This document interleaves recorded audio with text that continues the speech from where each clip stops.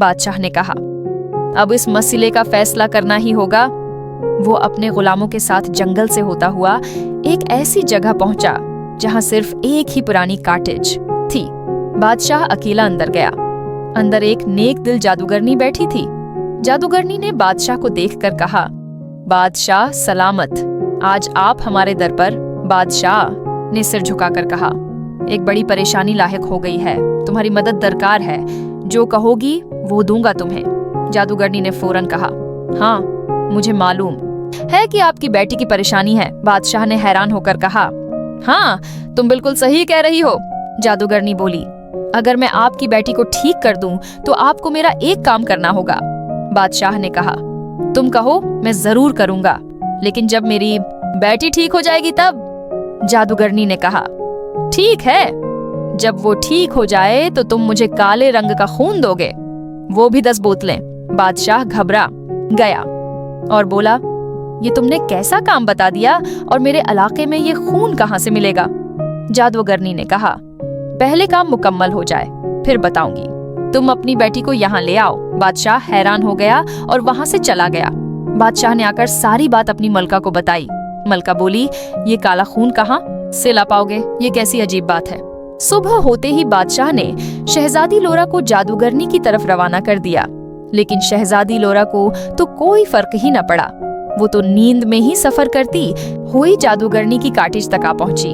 जब जादूगरनी ने उसे देखा तो लोरा ने नींद भरी बड़ी बड़ी आंखें खोली और बोली, ये कौन औरत है? मुझे नींद आ रही है, मुझे मेरे बिस्तर पर ले जाओ। मेरा जादूगरनी उसकी हरकतें देखती रह गई। फिर जादूगरनी ने जादू की रोशनी उसके करीब मारी तो लोरा की आंखें खुल गईं और वो चौंक कर बोली, ये क्या है? मुझे बचाओ, कोई है? मुझे बचाओ। लेकिन वहाँ सिर्फ जादूगरनी ही थी। जादूगरनी ने कहा, अगर तुम 2 मिनट में खड़ी न हुए और यहाँ की सफाई न की तो मैं तुम्हें बंदर बना दूंगी। लोरा की नींद जैसे मजाक हो, फौरन उठ खड़ी हुई और सफाई में लग गई। वो डर गई और रोने लगी। जादूगरनी ने जब देखा कि शहजादी लोरा रो रही है तो उसे अच्छा न लगा। उसने लोरा को चुप करवाया और कहा, रोना नहीं, तुम तो एक शहजादी हो। लोरा रोते रोते बोली, मुझे काम नहीं आता, मुझे माफ कर दो, मुझे घर जाना है। जादूगरनी ने उसे एक कहानी सुनाई, अगर तुमने काम न किया तो तुम मोटी हो जाओगी और मैं मोटे लोगों को जादू से बंदर बना देती हूँ। लोरा डर गई और बोली, मुझे काम नहीं आता। जादूगरनी ने मुस्कुराकर कहा, तभी तो मैं यहाँ हूँ तुम्हारी मदद के लिए, लेकिन तुम रोना बंद करो। लोरा अभी भी थोड़ी थोड़ी रो रही थी। जादूगरनी ने जादू से उसके लिए खाना तैयार कर दिया।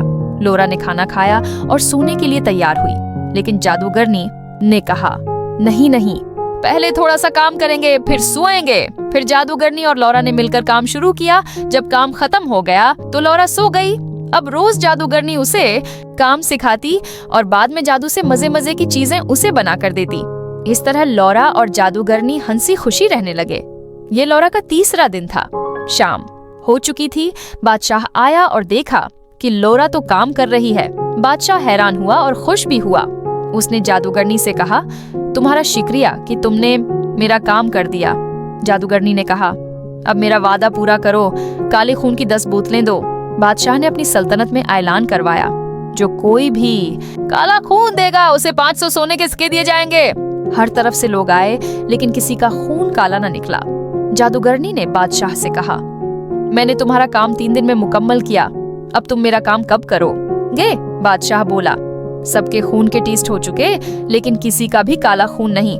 अब तुम बताओ मैं कहाँ से लाऊं? जादूगरनी बोली, बादशाह सलामत, आप अपना टेस्ट करवाएं। जब बादशाह ने अपना टेस्ट करवाया तो उसका खून काला निकला। बादशाह हैरान रह गया और सोचने लगा, ये कैसे हो गया? फिर उसने अपना खून निकालकर जादूगरनी को दे दिया।